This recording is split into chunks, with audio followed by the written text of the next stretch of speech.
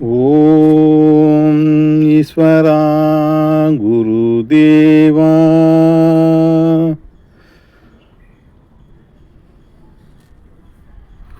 மாமகர்ஷி வேணுகோபால சுவாமிகளின் அருள் ஆசியும் அருள் சக்தியும் நாம் அனைவரும் பெறுவோம். மெய்ப்பொருள் காண்போம், மெய்ப்பொருளை அடைவோம். அன்பு தாய்மார்களே, சகோதர சகோதரிகளே, தியானவழி அன்பர்களே, அருளாளர்களே,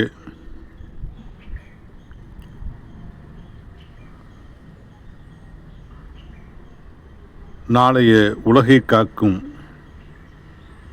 உத்தம ஞான குழந்தைகளே, மெய்ஞானிகளே, தவசிகளே, மகான்களே, உலக மக்களே, அனைவரையும் மனம் மொழி மெய்யால் வணங்கி மகிழ்கின்றேன்.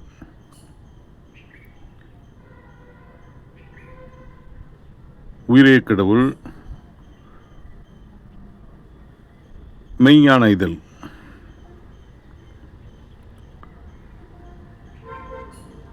அக்டோபர் 2010.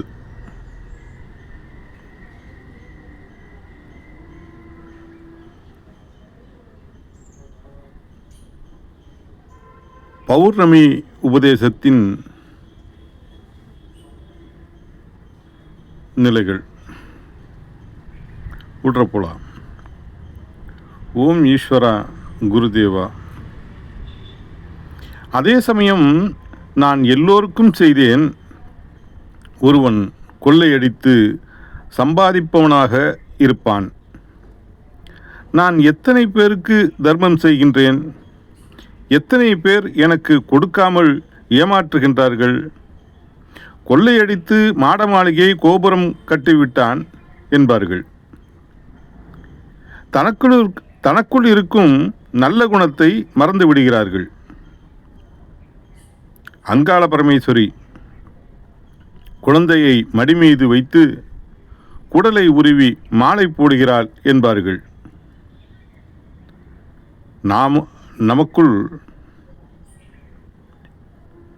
நம்முள் இருக்கும் நல்ல குணங்களை எப்படி கொள்கின்றோம், அதை வளரவிடாமல் எப்படி தடுக்கின்றோம் என்று உருவம் அமைத்து உடலில் நடக்கும் நிகழ்ச்சிகளை தெளிவாக காட்டுகின்றனர். யாருமே இதை அறியவில்லை. யாராவது அறிகின்றோமா? அதற்கு என்ன செய்கின்றான்? ஆட்டை கொடுக்கின்றேன், கோழியை கொடுக்கின்றோம். மாரியம்மன் கோயிலில் அன்று உதவி செய்தேன், இன்று இப்படி செய்கின்றான். நாசமாக போவான் என்று மண்ணை வாரி தூற்றுகின்றோம். இதே உணர்ச்சிகள் வரும்போது மாரியம்மன் கோவிலில் கொண்டாடுகின்றோம். மாரியம்மன் நம்மை காப்பாற்றுகின்றாளா? கோவிலில் பார்த்தால் நம் குணங்கள் எவ்வளவு பாழாகின்றது. மாரியம்மன் விழாவில் வேண்டாத வேஷம், வேண்டாத ஆட்டம். ஏனெனில் நாம் தெய்வத்தை கொண்டாடுகின்றோம். கொச்சையான அசிங்கமான பாடல்கள் அத்தனையும் அங்கு உள்ளது. அசுர உணர்வுகளை காட்டி இதிலிருந்து விலகி நிற்க வேண்டும் என்று காட்டினார்கள். இதை யாரும் செய்வதில்லை. ஆக கொண்டாட்டமே நமக்கு சந்தோஷம். நல்ல குணங்களை எப்படி கொள்கின்றது என்பதை தெளிவாக்கினால் யாரும் அதை மதிப்பதில்லை, புரிய வைக்கவில்லை. ஆக இதைப்போல கோவிலில் ஊருக்கு ஒரு விநாயகர் இருக்கின்றது. அந்த துருவ நட்சத்திரத்தின் பேரருள் பேரொளி பெற வேண்டும் என்பதற்காக வடமேற்கில் வைத்திருக்கும் வடகிழக்கில் வணங்கும்படி செய்திருப்பார்கள்.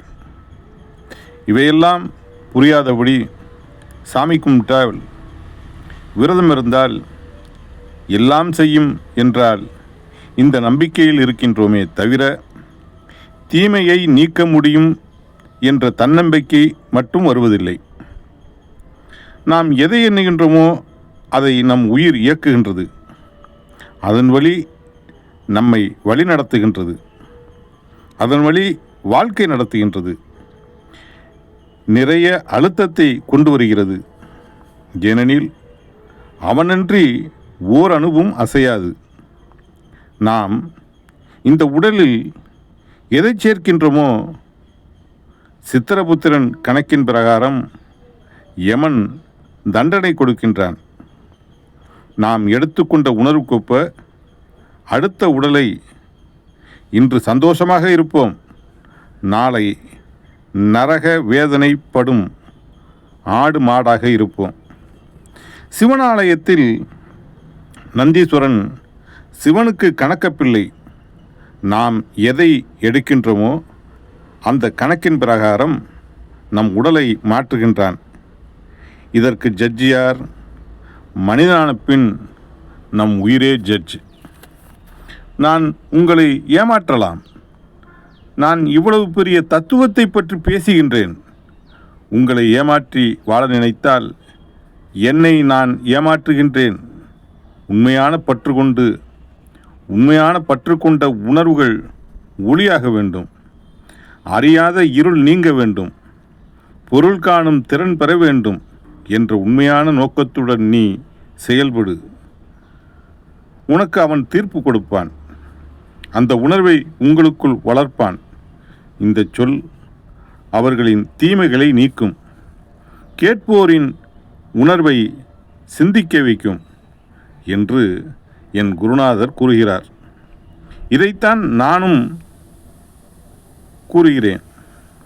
உங்களிடம் ஒன்று சொல்லி என் வாழ்க்கையில் தவறான வாழ்க்கையை நடத்தி கொண்டிருந்தால் என் உயிரிடம் நான் மறைக்க முடியுமா? நன்றாக யோசியுங்கள். சித்திரபுத்திர கணக்கின் பிரகாரம் யமன் தண்டனை கொடுக்கின்றான். இங்கு நந்தீஸ்வரன் சிவனுக்கு கணக்கப்பிள்ளை. நாம் எதை எடுத்தோமோ அது உணர்வின் தன்மையில் கணக்காகி அடுத்த உடலுக்கு தீர்ப்பு கூறுவதும் அவனேதான், நம் உயிரேதான். ஆக இதைப்போல நாம் கோவிலுக்கு போனால் தயவு செய்து இதிலிருந்து நல்ல பழக்கங்களை கொண்டு வாருங்கள். வேதனைப்படுவோரை பார்த்தால் அது மாறி உங்களுக்குள் நோயாக வந்து விடுகிறது. அடுத்த நிமிடமே அந்த துருவ நட்சத்திரத்தின் பேரொளியும் என் இரத்த நாளங்களில் கலந்து என் உடல் உறுப்புகளில் படர வேண்டும். உறுப்புகளை உருவாக்கிய அணுக்கள் பெற வேண்டும்.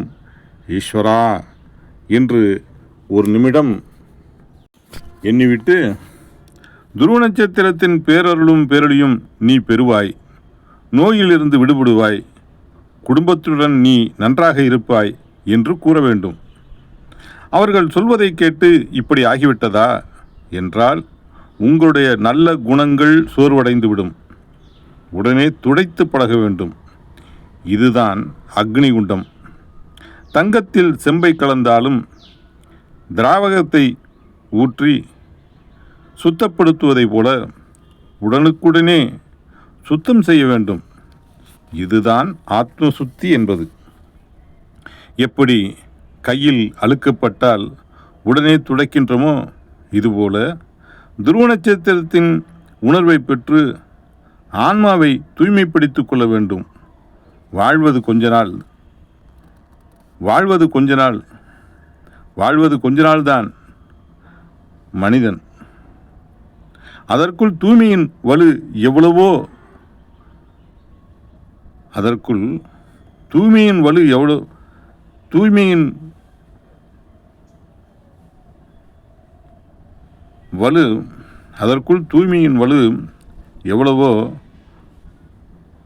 அதற்கேற்ப தூய்மைப்படுத்த வேண்டும். இதுபோல கோவிலில் பொருளறிந்து செயல்படும் சக்தி நான் பெற வேண்டும். என் குடும்பத்தில் பொருளறிந்து செயல்படும் சக்தி பெற வேண்டும். கல்வியில் நாட்டமும் ஞானமும் அவன் பெற வேண்டும். கணவன் வித்தியாசமாக இருந்தால் பொருளறிந்து செயல்படும் சக்தி அவர் பெற வேண்டும். குடும்பத்தை காக்கும் தெய்வீக பண்பும் தெய்வீக அன்பும் தெய்வீக அருளும் பெற வேண்டும். தங்கத்தைப் போல மனம் மங்காத நிலை பெற வேண்டும். வைரத்தைப் போல அவர் சொல்லும் செயலும் ஜொலிக்க வேண்டும். அவர் அருள் உணர்வு பெற வேண்டும். மலரைப் போல மனம் பெற வேண்டும். மகிழ்ந்து வாழும் சக்தி பெற வேண்டும். கொஞ்ச நாட்கள் இதையே கூறுங்கள். உங்களுக்குள் இந்த சக்தி இருக்கின்றதா இல்லையா என்று பாருங்கள். அவர்கள் உணர்வால் அவரை மாற்ற முடியும். அதேபோல பையன் படிக்கவில்லையே என்று கூறுகின்றீர்கள். அவன் ஓய்வாய்ப்பட்டுள்ளான் என்றும் கூறுவீர்கள். துருவ நட்சத்திரத்தை எண்ணி துருவ நட்சத்திரத்தின் பேரருளும் பேரடியும் அவன் உடல் முழுவதும் படர வேண்டும். பொருளறிந்து செயல்படும் சக்தி பெற வேண்டும். தெய்வீக அன்பை பெற வேண்டும். தெய்வீக அருளை பெற வேண்டும். தெய்வீக சக்தியை பெற வேண்டும். தங்கத்தைப் போல மனம் மங்காத நிலை பெற வேண்டும். வைரத்தைப் போல சொல் ஜொலிக்க வேண்டும். மலரைப் போல மனம் பெற வேண்டும் என்று எண்ண வேண்டும். இது துவைதம். நாம் எண்ணி எடுப்பது அத்வைதம். நுகர்ந்து அறியும் போது விசிஷ்டாத்வைதம். அந்த உணர்வின் தன்மை நம்மை இயக்குகின்றது. அந்த உணர்வின் தன்மை உன் உடலுக்குள் தீமையை நீக்கும் உடலாகு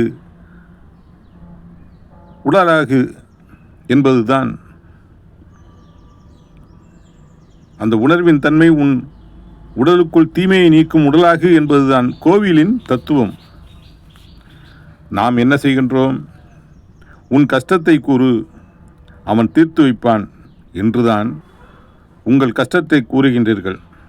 அது முறைகேடான நிலை. ஞானிகள் காட்டிய நிலைக்கு வழிமாறிய நிலை. ஞானிகள் காட்டிய வழி நம் உடலான கோயிலை சுத்தப்படுத்த அகத்திற்குள் இருளை நீக்கி ஒளியை பெருக்கும் ஞானத்தை ஊட்டும் ஞான கோவிலாகும்.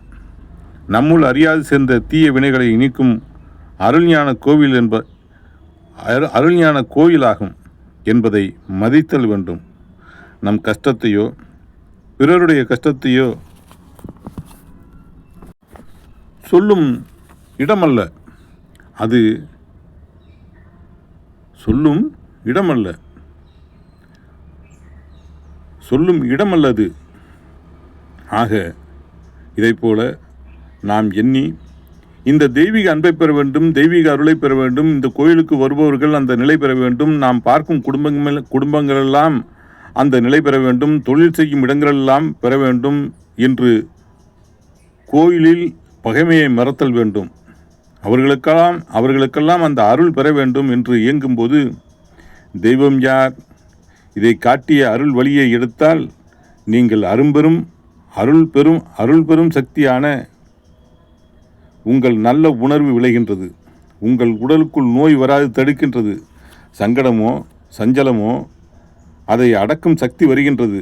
பிறருக்கு நீங்கள் பணம் கொடுத்தாலும் இதைப்போல ஆத்ம சுத்தி செய்துவிட்டு நீங்கள் நலமாக இருப்பீர்கள், இதுபோல செய்யுங்கள் என்று சொல்லிக் கொடுங்கள். அவர்களின் உணர்வு உங்களை தாக்காது. ஆனால் உங்கள் உணர்வு அவருக்கு நல்லது செய்யும்.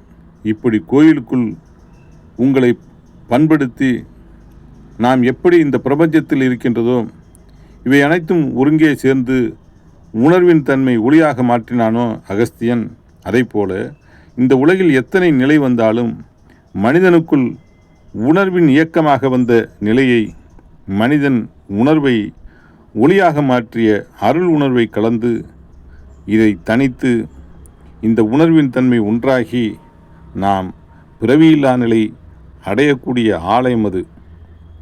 நாம் அறியாது சேர்ந்த தீய வினையால் ஏற்படும் நோய்கள் இதை எண்ணினால் இந்த தெய்வம் இந்த நோயை நீக்கும். இதைத்தான் செய்கின்றார்களே தவிர ஞானிகள் உலகில்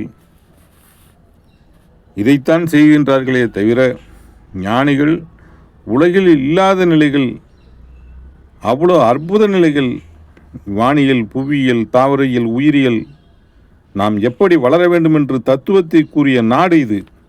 மகரிஷிகள் பிறந்த நாடு. தென்னாட்டுடைய சிவனை போற்றி, எந்நாட்டவருக்கும் இறைவா போற்றி என்று இருள் நீக்கி ஒளி என்ற உணர்வை பெற்று முழுமையான ஏகாதசி பகமையில்லாத வாழ்வு வாழ்ந்து கொண்டிருக்கின்றான். அந்த நிலை பெறுவதற்குத்தான் ஆலய பண்புகள், ஏகாதசி விரதம் என்பார்கள். கடைசி நாளில் வைகுண்ட ஏகாதசி எல்லா கோயில்களிலும் தெய்வத்தை வைத்திருப்பார்கள். அந்த அருளை பெற்று இன்று நாம் செல்லப்படும் போது பகைமை அனைத்தையும் மறந்து ஏகாதசி என்று ஒன்றாக சேர்ந்திருந்தால் நாம் வடக்கு வாசல் வழியாக துருவ நட்சத்திரத்தை அடைக்கின்றோம். அழகாக கொடுத்திருக்கின்றார்கள். ஏதோ அரசனுக்கு 2 மனைவி, இளைய மகனை மடியில் வைத்து கொண்டாடி கொண்டிருந்தது. மூத்த மனைவியின் மகன் மடியின் இன்னொரு பக்கத்தில் உட்கார்ந்தான். உடனே சீ போடா என்று சொன்னான். கோபித்து கொண்டு போனான் துருவன். அதற்கு பிறகு கதையே இருக்காது. அவர்கள் வழிகாட்டினாலும் அது கிடைக்க முடியாதபடி தடைபிடித்து உள்ளார்கள். அந்த துருவன் எப்படி பிறந்தான் வளர்ந்தான் என்ற நிலையை சைவ சித்தாந்தத்தில் தெளிவாக கூறப்படுகின்றது. சைவ சித்தாந்தமே தலைகீழாக போய்விட்டது. ஆக இதுபோன்ற நிலையிலிருந்து நாம் மாறி அருள் உணர்வை பெற வேண்டும் என்று இதை செய்யுங்கள். இதுபோல எண்ணத்தால் உருவாக்கப்பட்டது. நாம் எண்ணுவது பல தீமைகளை நீக்கி எண்ணத்தால் உருவாக்கப்பட்டது ராமேஸ்வரம். நம் உடல்தான். நாம் எண்ணியதை நம் உயிரான ஈசன் உடலான பரத்தை உருவாக்கி உள்ளது ராமேஸ்வரம். இப்படி ஸ்தல புராணத்தை வடித்து இதே எண்ணத்தால் ஒளி என்ற துருவ உணர்வு பெற்று துருவ நட்சத்திரத்தை பெறச் செய்வதற்கு இந்த ராமேஸ்வரத்தில் துருவ நட்சத்திரத்தை பார்க்கலாம். காலை 4களிலிருந்து அது தெளிவாக தெரியும். இதில் மறைப்பில்லை. கடல் அலைகளில் அது தெரிகின்றது. நீங்கள் பார்க்கலாம். அந்த துருவ நட்சத்திரத்தின் பேரொருளை பெற வேண்டும் என்று தன் உடலிலே பழக்கப்பட்டு ஒரு மண்டலம் ஏற்றிக்கொள்ளலாம்.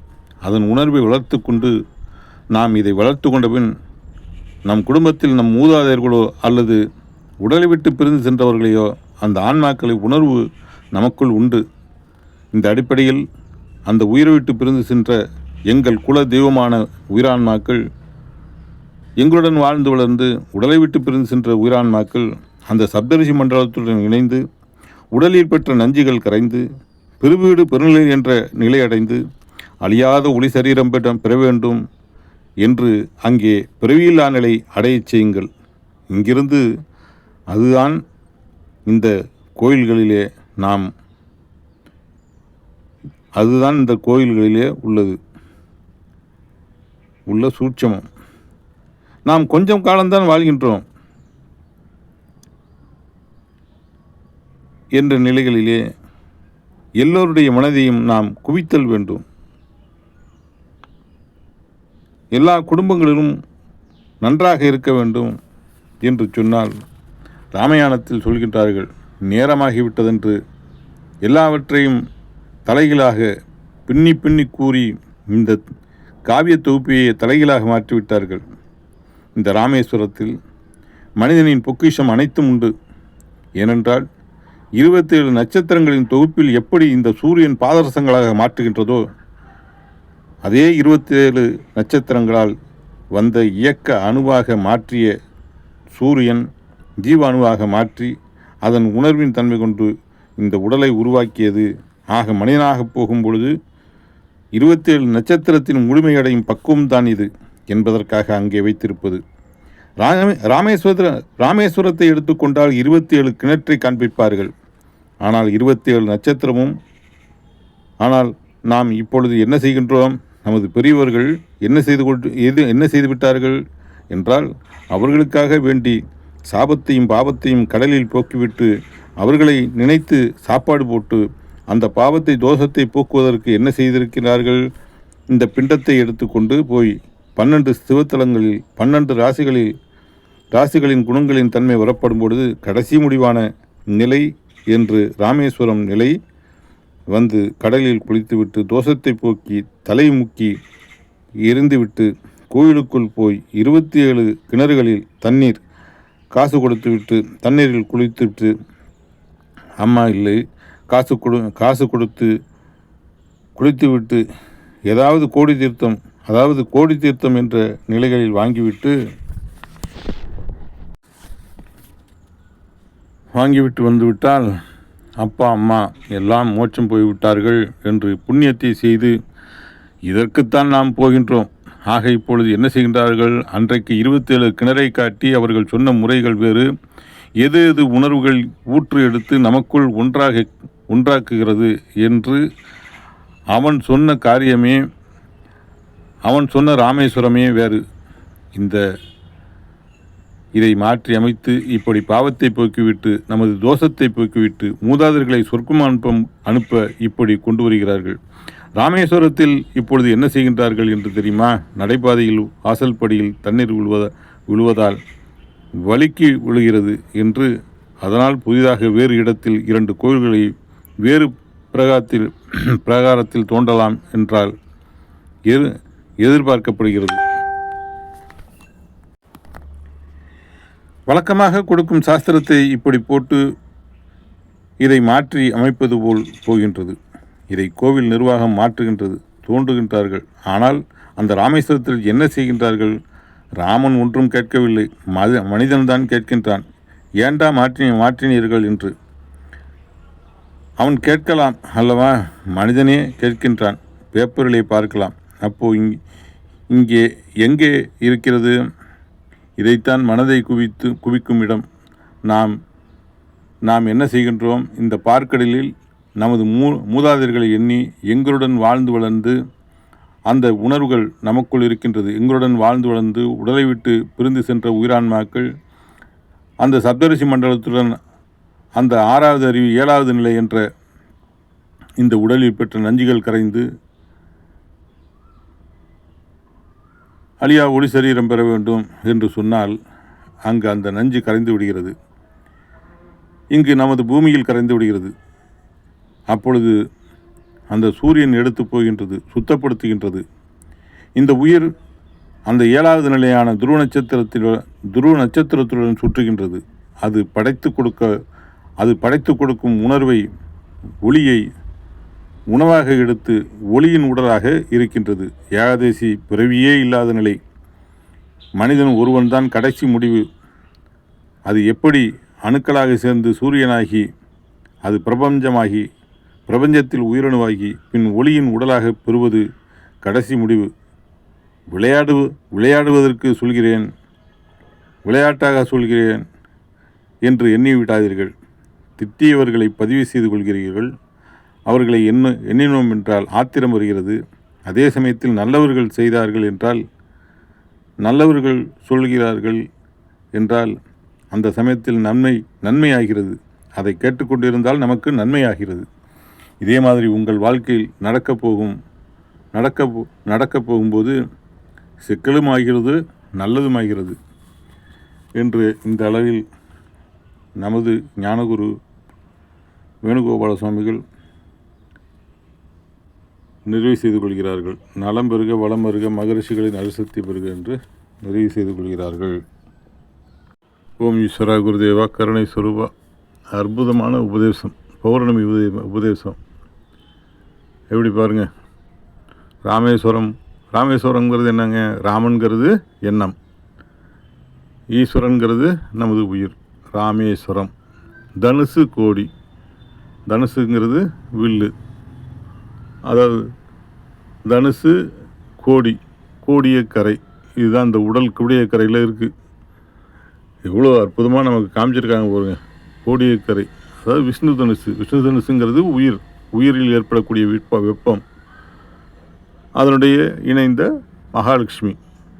மகாலட்சுமி இணைந்தால்தான் எல்லாமே நடக்கும். ஆக அந்த வெப்பம், காந்தம், எடுத்துக்கொண்ட உணர்வு எப்படி இருக்க வேண்டும்? எங்களுடன் வாழ்ந்து வளர்ந்து உடலை விட்டு பிரிந்து சென்ற எங்கள் குல தெய்வங்களான முன்னோர்கள், மூதாதையர்கள், குல தெய்வங்களின் உயிரான்மாக்கள் அந்த சப்தரிஷி மண்டல ஒளி அலைகளில் கலக்க வேண்டும். உடல் பெறும் உணர்வுகள் கரைய வேண்டும். அழியா ஒளி சரீரம் பெற வேண்டும். பெருவீடு பெருநிலை என்ற நிலையில் பேரின்ப பெருவாழ்வாக வாழ வேண்டும். எங்கள் குலதெய்வங்கள் சப்தரிஷிகளாக வேண்டும். அந்த சப்தரிஷிகளின் அரிசக்தியை நாங்கள் பெற வேண்டும். எங்கள் குடும்பம் முழுவதும் பெற வேண்டும். எங்கள் சகோதர சகோதரிகள் எல்லாம் பெற வேண்டும். எங்கள் உற்றார் உறவினர்கள் எல்லாம் பெற வேண்டும். எங்கள் குடும்பத்தில் ஆக வேண்டிய நல்ல காரியங்கள் எல்லாம் செழித்து வளர வேண்டும். நாங்கள் செய்யும் தொழில்களெல்லாம் செழித்து வளர வேண்டும். நாங்கள் தெய்வீக அன்பும் தெய்வீக பண்பும் தெய்வீக அருளும் தெய்வீக ஞானமும் பெற்று எங்கள் குலதெய்வங்களுக்கு பெருமையை சேர்க்க வேண்டும் என்று இந்த நல் உணர்வை நமக்குள் கூட்டி வளர்த்து கொண்டால் அவர்கள் ஏகானந்தமான மகிழ்ச்சியை தந்து அந்த ஆசையை நமக்கு தந்தருள்வார்கள். ஆக எப்பேற்பட்ட தடைகள் வந்தாலும் சரி, தடையை நீக்கி துன்பத்தையே துன்பமாக்கி அருள் ஒளி என்ற உணர்வுகளை நமக்குள்